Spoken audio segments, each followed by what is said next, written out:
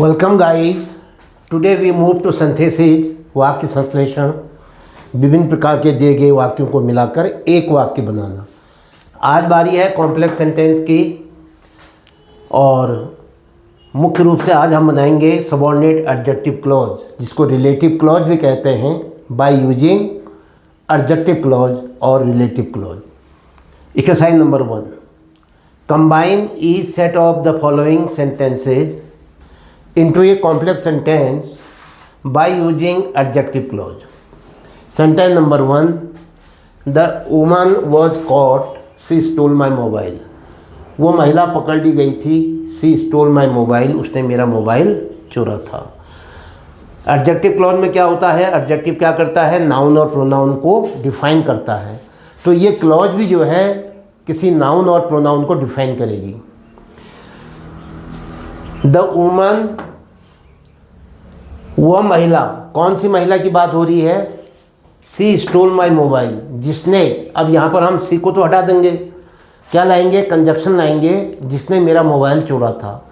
The woman, इसकी बात हो रही है जिसने मेरा मोबाइल चोरा था, तो ये जो है प्राणी है, तो इसके पीछे क्या लगेगा? हु स्टोल माई मोबाइल, क्योंकि हु स्टोल माई मोबाइल, जिसने मेरा मोबाइल चोरा था, वह कौन थी? The woman. तो ये पूरा क्लॉज जो है द वुमन के पीछे आएगा। और द वुमन का जो बाकी पार्ट है, वॉज कॉट, ये बाद में लिखा जाएगा। The woman was caught principal clause, who stole my mobile subordinate adjective clause. लेकिन एडजेक्टिव क्लॉज को किसके पीछे लिखोगे? उस नाउन के पीछे लिखोगे जिसको वो डिफाइन कर रहा है। तो क्या बनेगा सेंटेंस? द वुमन, इसके पीछे हु स्टोल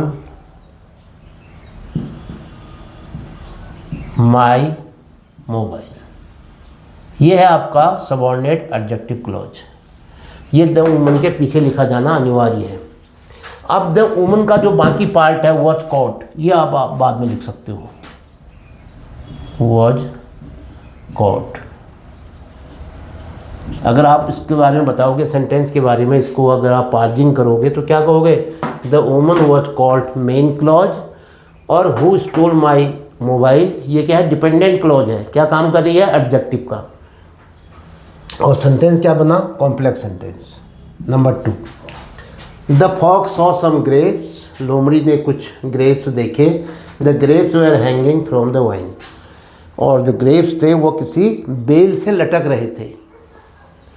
तो क्या कहोगे? The fox saw some grapes. और ग्रेप्स की बात यहाँ कही गई है। क्या कर रहे थे ग्रेप्स? ग्रेप्स तो आपने यहाँ भी आ गया, फिर यहाँ भी आ रहा है, तो इसकी जरूर एक ही जगह लिखेंगे, the fox saw some grapes. वो ग्रेप्स कैसे थे, कहाँ थे? जो बेल से लटक रहे थे। तो जो बेल से लटक रहे थे, क्या लटक रहे थे? जो, कौन? ग्रेप्स की बात हो रही है।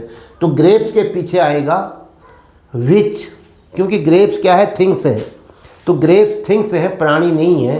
तो ऐसी स्थिति में उनके लिए हु की जगह में क्या आएगा? विच। जबकि प्राणी के साथ क्या आता है? हु, और थिंग्स के साथ, वस्तु के साथ क्या आता है? Which. The fox saw some grapes. अब इसके पीछे आएगा, ग्रेप्स की बात हो रही है, तो ग्रेप्स को डिफाइन कर रहा है जो, विच वेर हैंगिंग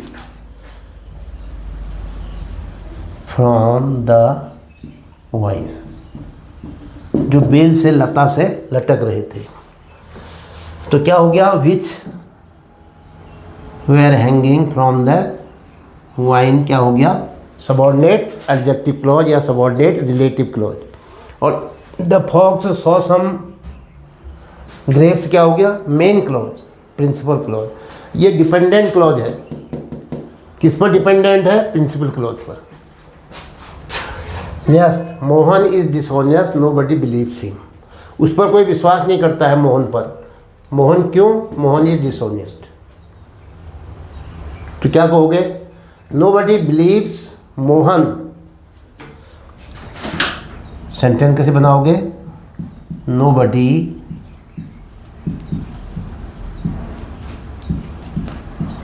बिलीव्स मोहन। क्यों? कौन सा मोहन है? जो बेईमान है, हु इज डिसऑनेस्ट। मोहन के पीछे आएगा, डिसऑनेस्ट कौन है? मोहन है। Who is dishonest. Nobody believes Mohan who is dishonest. Next, ये क्या सेंटेंस हो गया? हु इज डिसऑनेस्ट क्या हुआ?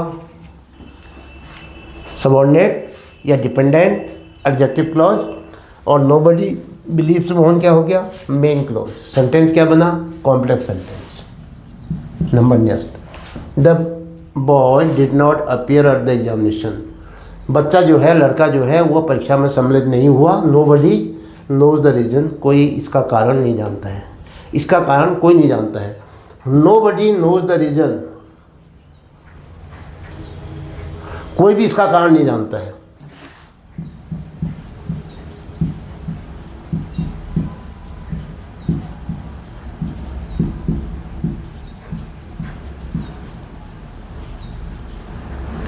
Nobody knows the reason. क्या कारण नहीं जानता है? कि वो लड़का परीक्षा में सम्मिलित क्यों नहीं हुआ। Why the boy did not appear at the examination. Nobody knows the reason why the boy did not appear in the examination. Why the boy did not appear in the examination? ये हो गया subordinate adjective clause.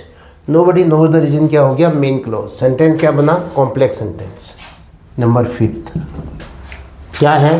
The girl got a prize. लड़की को इनाम मिला। Her drawing was the best. उसकी drawing जो थी सबसे बेस्ट थी। हर किसकी? द गर्ल की।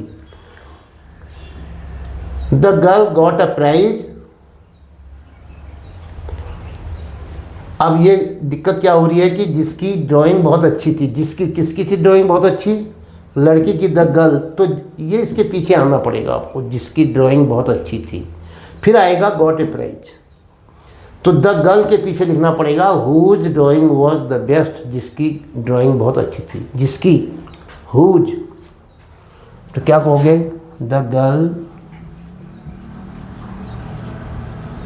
इसके पीछे लाना पड़ेगा आपको सबऑर्डिनेट क्लॉज। हुज ड्राइंग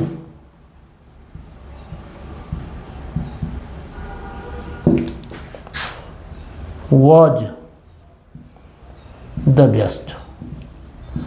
इतना टुकड़ा क्या कर दिया हमने? Subordinate adjective clause. किसके पीछे लाए? द गर्ल के पीछे। क्योंकि हुज में हुआ जिसकी, किसकी? गर्ल की। तो जिसकी, ये जिसको ये डिफाइन कर रहा है उसके पीछे आएगा। वो नाउन या प्रोनाउन हो सकता है। अब द गर्ल तो प्रिंसिपल क्लॉज का सब्जेक्ट है। इसका बाकी हिस्सा यानी वर्ब और ऑब्जेक्ट कहाँ है? The girl got a prize, comma, अब आएगा got a prize.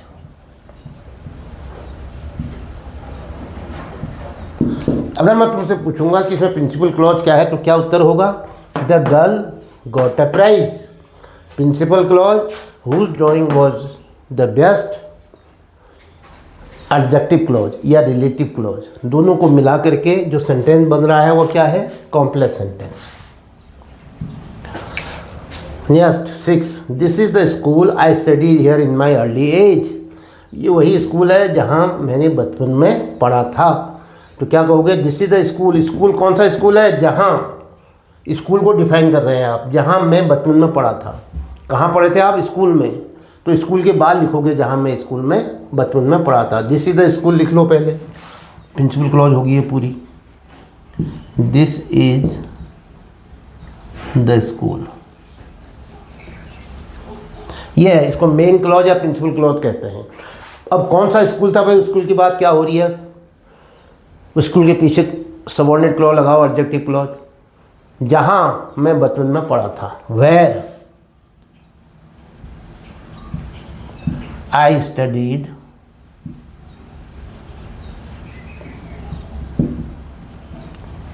In my early age, प्रारंभिक वर्षों में। This is the school where I studied, अब हियर नहीं आएगा, हियर तो स्कूल ही हुआ। इन माई अर्ली एज, या 7 क्या दिया है? Some boys are dishonest to their friends, they should always be avoided. ऐसे दोस्तों का हमेशा क्या होना चाहिए? दूर रखा जाना चाहिए।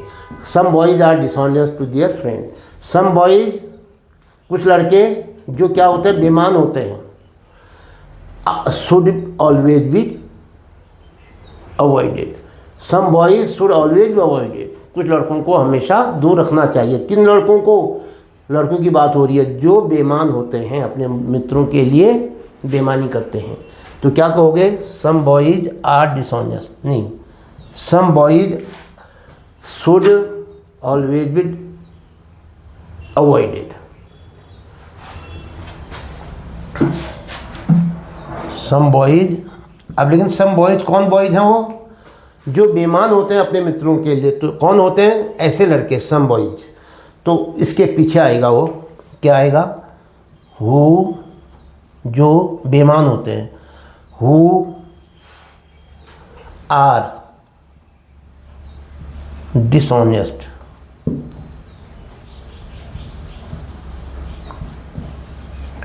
टू देयर फ्रेंड्स, जो अपने मित्रों के लिए बेईमान होते हैं। तो ये शब्द जो है who are dishonest to their friends, ये क्या है?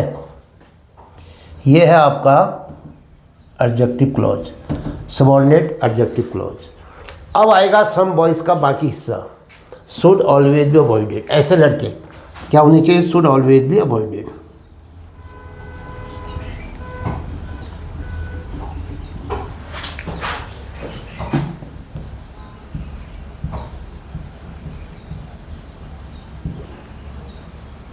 should always be avoided.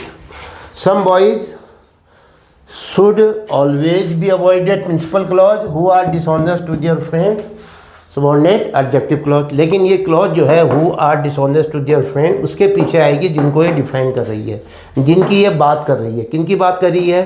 Some boys की, उन जो क्या होते हैं? डिसऑनेस्ट होते हैं अपने मित्रों के लिए। तो ये इसके पीछे आएगा, बाकी हिस्सा इसका बाद में लिख देंगे हम। तो ये दोनों मिल करके, ये प्रिंसिपल क्लॉज और वो सबऑर्डिनेट एडजेक्टिव क्लॉज मिल करके क्या बना रहे हैं? Complex sentence. तो ये था आज का वीडियो जिसमें हमने एडजेक्टिव क्लॉज के बारे में पढ़ा। मुख्य बात यह है कि एडजेक्टिव क्लॉज को उसके पीछे लिखते हैं, यानी नाउन और प्रोनाउन के पीछे लिखते हैं जिस नाउन और प्रोनाउन की ये विशेषता बता रहा है, जिसको डिफाइन कर रहा है। और उसके बाद प्रिंसिपल क्लॉज का अगर हिस्सा बचा हुआ है उसको बाद में लिख लेंगे। तो दोनों मिल करके कॉम्प्लेक्स सेंटेंस बनाते हैं। आपको वीडियो कितना समझ में आ रहा है? तो आप अपनी राय जो है कमेंट बॉक्स में अवश्य दें। और अगर आपको वीडियो अच्छा लगता है तो उसको लाइक भी करें, शेयर करें अपने दोस्तों के साथ, और कोशिश करें, प्रयास करें कि इसको आप चैनल को सब्सक्राइब करें ताकि आपको अगला वीडियो समय पर मिलता रहे। ये जो कोर्स में है हाई स्कूल 9, 10, 11, 12 के लिए भी बहुत ज़रूरी है। क्यों ज़रूरी है? क्योंकि जो बच्चे एनडीए का एग्ज़ाम दे रहे हैं या आने वाले वर्षों में कॉम्पिटिटिव एग्ज़ाम देंगे फ्यूचर में, सीखने की उम्र अभी होती है। अभी इस चैप्टर को अगर आप याद कर लोगे, हमेशा आप इसका एडवांस वर्जन स्वयं करना शुरू कर दोगे। तो इसके साथ ही आज का ये वीडियो समाप्त होता है। जय हिंद।